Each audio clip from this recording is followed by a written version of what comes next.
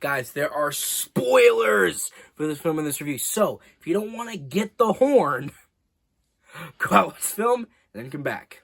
You have been warned. Hey guys, welcome back to another week of Ticket Tuesday. I'm your host, Ortega. So yeah, this is going to be a great time.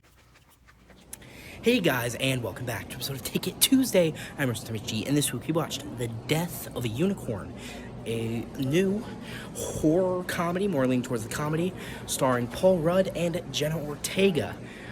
This film, I thought was really fun. I actually looked it up, and it has some pretty mixed reviews, which kind of surprised me, because I thought it was great. But, yeah, maybe it's not for everybody. But, before I go on a whole tangent, but why I like this film, I'll tell you why I like this film, and more, back at the house. Spotted any big game on the way in. The fuck was that? Aren't you the most magnificent thing?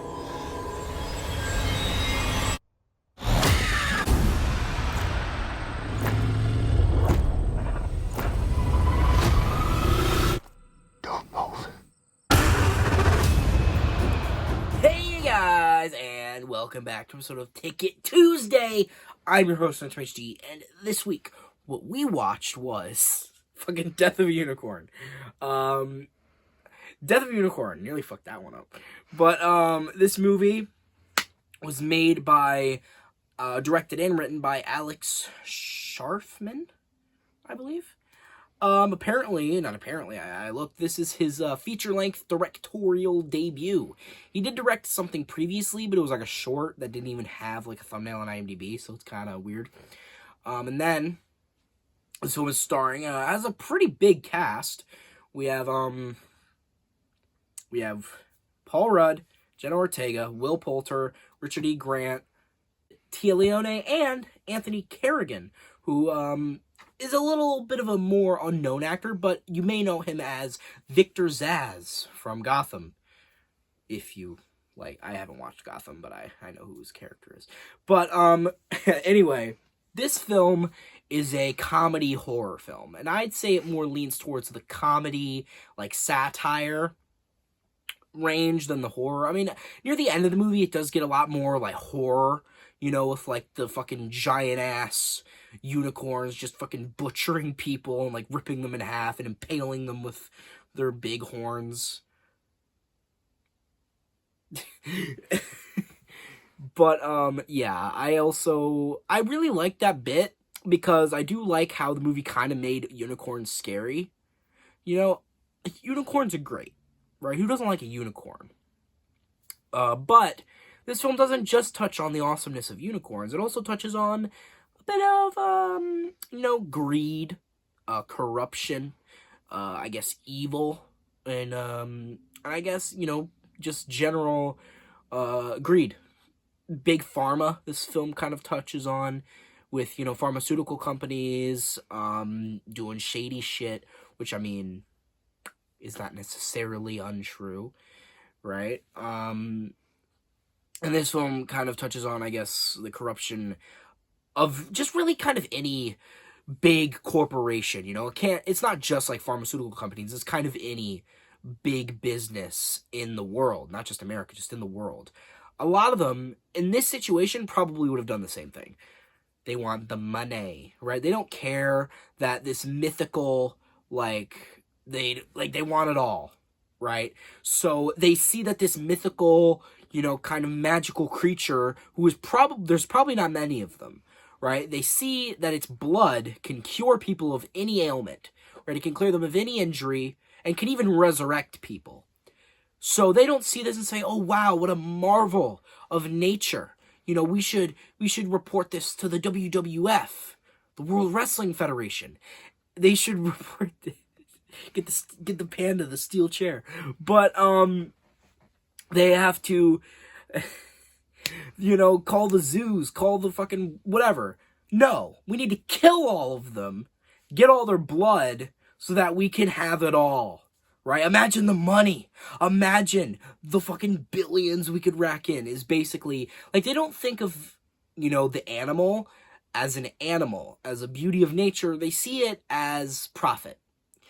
which is not necessarily wrong. Because obviously, you know, when we are like, oh, we need wood, let's chop down the entire fucking forest, right? So this is the idea, is like, oh, we need immortal blood, kill every single unicorn. And obviously some people criticize the film for maybe being a little on the nose. The evil, like, rich family are very not subtle. They're, like, so cartoonishly evil, right? But I mean, one thing I like about them is that they're very hateable, right? Like, you want to see them get taken down. You want to see them get impaled by the unicorn, basically. So I think the movie does its job. I mean, obviously, could the film have been a little more subtle? Maybe, but then again, I don't really think this film needed to be. I mean, obviously, yeah, it has a message about human corruption, greed, especially greed, but I don't really think, I think the film is mainly meant to be entertaining, right? And it was. I don't really think it's a problem that it was a little on the nose. Also, the movie is about fucking killer unicorns, okay? Like, that is not subtle, right? So I just think that while I do not think it is an invalid criticism, I don't think that is a very important criticism to me, right? I just went into the movie wanting to have a good time, you know, wanting to see unicorns fuck up people, right? And they did, right? And I had a fun time. I had a lot of fun with the performances. I really liked Will Poulter especially. He was really entertaining because he was such a prick, right? He was like such this like fucking like he was a spaz, right? Is basically what he was. He was like constantly high energy. He was always adding comments to like things other characters would say. So like they would say something and then he would quickly add something while like stating the obvious, but that was like his character, right? He was a bit of an idiot, right? Who thought he was like the biggest fucking genius in the world, right? He thought he was a fucking glowing brain, like mega mind, right? When in reality, he was just some like nepo baby who had been given everything in his life, right? Which I mean is also not not very wrong. I mean, I guarantee you a lot of like rich kids who have like moms and dads who are super rich, own like these big companies, have a lot of money. I guarantee you they think they're fucking geniuses. When in reality they've just been pampered their whole life. They've never went through any adversity whatsoever. They've never really had trouble with anything. They've always been, so whenever they get in a bind, their parents can just bail them out, right? But it's kind of with him. Like, you can tell his whole life, he's just been kind of pampered by his parents, right? Like, it's also a testament to how he thinks he's really smart, because Jenna Ortega, she does all this research, right, into unicorns and this old middle-aged tapestry that tells a story of how humans were greedy and they've discovered unicorns. So what they did is there was a young, pure-hearted maiden that they would use to capture and imprison the unicorn. So they would kill them to get their blood and then resurrect them and then do it over and over and over again until eventually it backfired, and then more unicorns came in and killed them all, right? But later in the movie, Will Poulter gets all the tapestry. He's like, this is the research that I did, right? I did all the research. I'm a genius. I'm like the biggest genius in the world, right? And it's just fun. I think it's funny because he's so full of himself and he thinks like he's this master technician. He thinks he's like a fucking architect, right? But he's not. He doesn't even know how to fucking hold a bow properly, right? I think one thing that's really funny is that earlier in the movie he like gasses up like how, oh, I took bow like archery lessons and I got really into that, and then later on in the movie he's holding the bow and he's like, yeah, I didn't really take that many lessons. Right?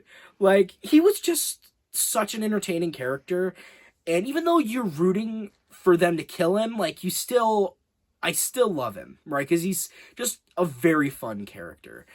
And even his death is, like, funny, because, like, Paul Rudd stabs him with a unicorn horn, and then Will Poulter stabs Paul Rudd with an arrow, and then he's like, I need to find the horn, I need to get it, and then one of the horses have been tied up, not the horses, the unicorns, excuse me, I don't mean to be, I'm sorry. I don't mean to discriminate against unicorns. They're very different. They're very different. But they unbind, and then he, like, looks up, and he's like, oh, shit. And they just fucking, boom, just back kick the shit out of him, like, into the next century. Right? He flies up into the air, and then he fucking lands. Just, dude, imagine getting, like, the horses are massive. Oh, excuse me. I did it again. God damn it. Fuck. They're unicorns. They're not horses. They're magical. Horses are magical in their own way, but they're not mythical. Unicorns are mythical. But anyway, like, imagine getting kicked by a giant unicorn. Like, because, like, getting kicked by a normal horse, that shit could kill you with one kick, right? Like, they could fracture your entire fucking skull. Horses are fucking strong, right? And they're heavy. So imagine that, like, times 10, right? These things are like beasts. They're massive, they're magical, and just look at the size of their hooves. It's like this thick. It's intimidating, okay? I'm surprised it didn't take his head off, right? Massive. But anyway, just the whole movie had a lot of moments like this. There was also Anthony Carrigan's character, I believe his name was Griff. He was the butler of, like, the family. And he was also one of my favorite characters because, like, he was always just kind of the character that was, like, sick of everybody's shit, right? Like, I remember Paul Rudd was like, you know, do you have, like, an omelet section? And then he goes, and then he walks off for, like, we don't see him for, like, a few minutes, and he comes back with an omelet, and he gives it to Paul Rudd. And, he's a really fun character, because, again, he's just, like, a bystander, right? He's not evil. And he's not even really, like, a bad guy, or even an antagonist. He just kind of works for the family, right? And then, of course, they throw him under the bus. And actually, he's a pretty important character, because then Paul Rudd, after realizing this family kind of just disposes of people like they're garbage, when they see an out, they throw them to the wayside so that they can be safe, right? So there's no loyalty there, right? There's none of that. There's no loyalty there. And the betrayal of the family of Griff kind of helps Paul Rudd realize that maybe I shouldn't be partnering with these people, right? But Griff doesn't die. He actually survives. He's actually, aside from Paul Rudd and Jenna Ortega, he is the only person to survive in that mansion. Because there's also two scientists who aren't really bad. They're just kind of doing their job, right? But they both get brutally murdered, right? The one pharmaceutical researcher or scientist, he gets impaled through the chest, like hole in his chest by a unicorn. And then the other one gets it worse. She gets fucking ripped in half down the middle. Not like here, she gets, like, split in half like that by two unicorns just, like, eating her pretty much. And then, like, she gets ripped in half, and Griff's like, yeah, fuck this, and he just runs out the gate. And it's funny. And, but yeah, the movie is pretty brutal, right? Obviously, as I said, it's more of a satire than a horror, but near the end of the movie, it kind of leans toward the horror. It turns into, like, it is a monster flick, but it, like, really ramps it up in the final act, where it's nighttime, and it's, you know, dark, and the unicorns are fucking running around the mansion trying to kill them, right? And it kind of, like, I remember there was a scene that I did this ironically, but there was a scene where, like, Paul Rudd was looking out the door, and their, like, lights were flashing, right? I'm like, Five Nights at Freddy. Is this where you want to be? I just don't get it. It's, like, even funnier because the light flashes and then the unicorn appears and then a jump scare. It's, like, the only jump scare in the movie. And I'm like, it is Five Nights at Freddy's. I'm the only one who finds that funny, but I don't care. Anyway, yeah, then at the end of the movie, obviously Will Poulter gets his shit kicked in and dies, of course. And then Paul Rudd seems to die, right? It seems to have died. And then Jenna Ortega tells Paul Rudd what, like, the vision that the unicorns gave her, because she has, like, a connection with the unicorns because there's, like, a prophecy that, like, a pure-hearted maiden can, like, kind of form a bond with the unicorns and, like, tame them, right? To where they'll, like, be submissive. which they use that against their will to imprison them before in the Middle Ages. But she actually, obviously, she helps them. They kill Will Poulter, and then Paul Rudd seemingly dies. But then the unicorns, they take Paul Rudd's body and they lay him on top of because if you don't know what happens at the beginning of the movie, sorry, there's a dead baby unicorn. Right? Paul Rudd kills a baby unicorn at the beginning of the movie, and that's where it all starts. And that's what they're trying to do, is trying to resurrect their baby, trying to get their baby back. So, baby back. Anyway, they get the horn, right? Because the scientist lady sawed it off because Will Poulter wanted it sawed off, because they can kind of use it to, I guess, kind of control the horses, kind of. So, they cross their horns like swords, and it's metal as shit. Like, they just go, and then there's like magic everywhere, and then the fucking horn just like attaches back onto the baby unicorn, and then Paul Rudd gets resurrected, and then the unicorns go from like an evil, they're like grayish, they look like scary, then they're like white coat with golden horns, and then they like a giant shockwave, and then they all run away, and then Griff comes back with a police officer, and then they all get and then they both get arrested. And then at the end of the movie, I didn't expect this. At the end of the movie, the fucking unicorns come back, and then they bust them out of jail. Pretty much, they tip over the cop car, and it like goes over, I guess, a hill, and they break both Paul Rudd and Jenna Ortega out, because it kind of implies that at the end of the movie, Paul Rudd also seems to like form a connection with the unicorns as well, because he's pure. I guess like it doesn't have to be a maiden, I suppose. I guess it just so happens to be a maiden most of the time. But I guess you just have to be a pure heart. You know, you have to be a good, pure person for a unicorn to not attack you, which, I mean, shouldn't be that difficult. Right? Like, it shouldn't be that difficult. Because, I mean, what's more pure than a unicorn? They're magical creatures. If you're getting killed by a unicorn, you're probably not a good person. I'm just saying. Because they didn't kill Griff. They looked at him, and he was rolling up his window. He was like, sorry. Sorry about that. But they didn't kill him. They just, trotted right past him. I don't know if they killed that police officer, though. They did tip over that car. So maybe they unintentionally killed that police officer, but I don't know. Maybe that police officer wasn't pure of heart. You don't know. Maybe they were corrupt. Maybe the unicorn knew that. I don't know. Anyway, I'm going off on a tangent here, but basically what I'm saying is that I like the movie, and I would highly recommend it. If you are a fan of comedies, if you are a fan of like monster flicks, if you're a fan of unicorns, I think you'd like this movie, because obviously, yeah, they kill a unicorn, but the unicorns get revenge, right? And they kill everybody, right? So, like, it's not all that bad. And plus, they're unicorns. They're, like, kind of immortal. So they'll come back. But one thing that I really like about it is that it's just really entertaining. And I think you could get a lot of entertainment out of this movie. So, with that being said, I highly recommend it. And I don't know if this is an unpopular opinion, because, again, this movie seems to get pretty mixed reviews. But I personally love this movie, and I think it deserves more respect. So I'm going to stand by my opinion. I'm going to give this movie an 8 out of 10. Sue me. I like this movie. Right? I love this movie, as a matter of fact. And maybe you would love this movie, too. So go out and watch it. Support it. Support your local theater. Do all that jazz. And, yeah, I think I've said what I say. I think I'm some peace. So, guys, hope you like this video. Share, friends, subscribe, turn notifications on. Comment down how much you liked it.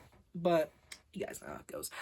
I didn't really mean to say that. What I really meant to say is, if you guys hated this video, unsubscribe, discontinue, shame me in the comments. And I've been HD, off to hunt a unicorn. Well, actually, no, I don't want to do that. I want to save the unicorns. Actually, hang on. And I've been HD, off to save unicorns. Plural, not just a unicorn. Whatever. Shit. I thought I could headbutt it, but it didn't really work. So, guys, you know, like, Will Poulter is in this movie, right? Will Poulter is in this movie, and I love Will Poulter, right? I think, honestly, he has been just so great in, like, everything I've seen him in, but it's really weird, because everything I've seen him in, maybe this doesn't hold for every one of his roles, but the roles that I've seen him in, he's either an innocent child or a complete prick. There is no in between. And in this film, he was an absolute prick, but an entertaining prick. And that's why I love him, because he is somehow manages to be the worst and best part of every movie he's in. Completely intentionally, which, good for you, Will Poulter. Keep doing what you're doing, I like it.